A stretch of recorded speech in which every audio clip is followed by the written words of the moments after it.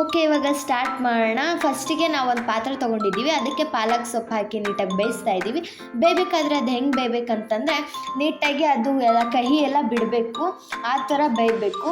ಮತ್ತು ಅದೇ ಗ್ಯಾಪಲ್ಲಿ ನಾವು ಈಗ ಒಂದೆರಡು ತರಕಾರಿನ ಕಟ್ ಮಾಡೋಣ, ಅದು ಬೇಯ್ತಾ ಇರಲಿ. ಯಾವ್ಯಾವಪ್ಪ ಅಂತಂದರೆ ನಾವು ಈಗ ಯಾವ್ಯಾವ ಐಟಮ್ಸ್ ತೊಗೊಂಡಿದ್ದೀವಿ ಅಂತಂದರೆ ಮೆಣಸಿನ್ಕಾಯಿ ಮತ್ತು ಶುಂಠಿ, ಟೊಮಾಟೊ, ಈರುಳ್ಳಿ ಮತ್ತು ಬೆಳ್ಳುಳ್ಳಿನ ನಾವಿಲ್ಲಿ ತೊಗೊಂಡಿದ್ದೀವಿ.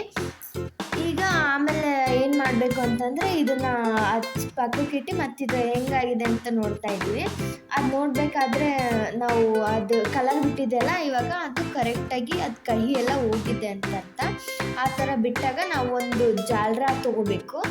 ಆ ಜಾಲ್ರದಲ್ಲಿ ಅದನ್ನು ಬಸ್ಕೊಂಡು ನಾವು ಒಂದು ಪ್ಲೇಟಿಗೆ ಹಾಕ್ಕೋಬೇಕಾಗುತ್ತೆ. ಆ ಥರ ನಾವು ಮಾಡಿದ್ರಿಂದ ಈ ಥರನೇ ಜಾಲ್ರ ಬೇಕಂತೇನಿಲ್ಲ, ಬೇರೆ ಥರ ಕೂಡ ನಾವು ಯೂಸ್ ಮಾಡ್ಬೋದು. ನಾವಿಲ್ಲಿ ಈ ಥರ ಹ್ಯಾಂಡ್ ಜಾಲ್ರನ ಯೂಸ್ ಮಾಡ್ತಾ ಇದ್ದೀವಿ. ಓಕೆ, ಅದನ್ನು ತೊಗೊಂಡು ಸಪ್ರೇಟ್ ಇಟ್ಟು ಇವಾಗ ಅದಕ್ಕೆ 5 ನಿಮಿಷ ನಾವು ಅಕ್ಕಿನ ನೆನೆಹಾಕಿದ್ವಿ. ಈಗ ಅದನ್ನು ನೀಟಾಗೆಲ್ಲ ತೊಳ್ಕೊಳ್ಳೋಣ.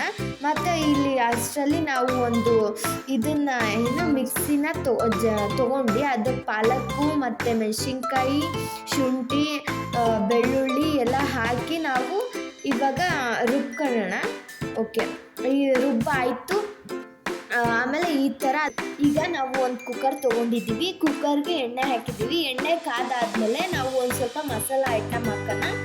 ಮೊದಲನೇದಾಗಿ ನಾವು ಇದು ಒಂದು ಸ್ಟಾರ್ ತೊಗೊಂಡಿದ್ದೀವಿ. ಅದನ್ನು ಹಾಕಿದ ನಂತರ ನಾವು ಪಲಾವ್ ಎಲೆ ಮತ್ತು ಚಕ್ಕೆ, ಆಮೇಲೆ ಲವಂಗ, ಇಷ್ಟನ್ನು ನಾವು ಈಗ ಕರಿಬೇವನ್ನ ತೊಗೊಂಡಿದ್ದೀವಿ.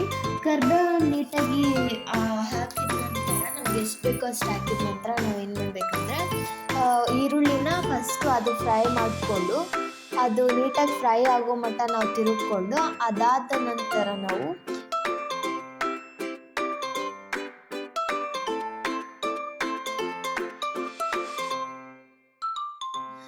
ಈಗ ನಾವು ಟೊಮೊಟೊನ ಹಾಕ್ಕೋತಾ ಇದ್ದೀವಿ.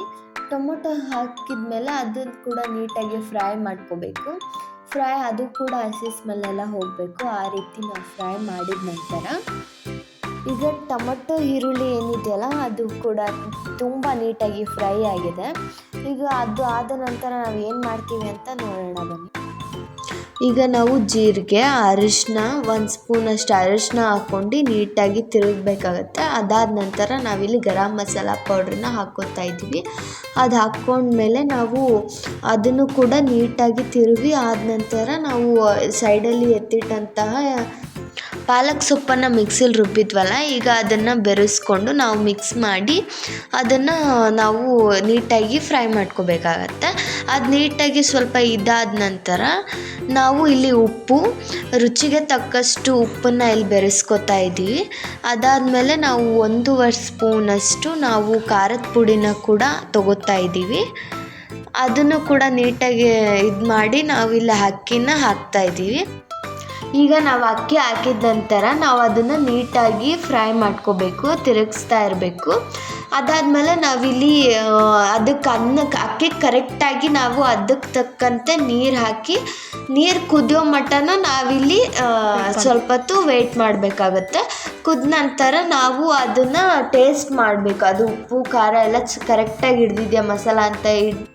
ಈಗ ನಾವು ಕುಕ್ಕರ್ ಮುಚ್ಚಿದ್ದೀವಿ. ಮುಚ್ಚಾದ ನಂತರ ನಾವು 3 ವಿಸಲ್ ಕೂಗೋ ತನಕ ವೆಯ್ಟ್ ಮಾಡಿ ಇವಾಗ ನಾವು ಓಪನ್ ಮಾಡ್ತಾ ಇದ್ದೀವಿ. ಓಪನ್ ಮಾಡಿದ ತಕ್ಷಣ ಹೆಂಗಾಗಿದೆ ಅಂತ ನೀವು ನೋಡ್ಬೋದು.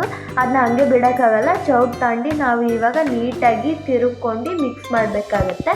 ಮಿಕ್ಸ್ ಮಾಡಿದ ನಂತರ ಅದು ತುಂಬ ಚೆನ್ನಾಗಿ ನಮಗೆ ಸ್ಮೆಲ್ ಬರ್ತಾ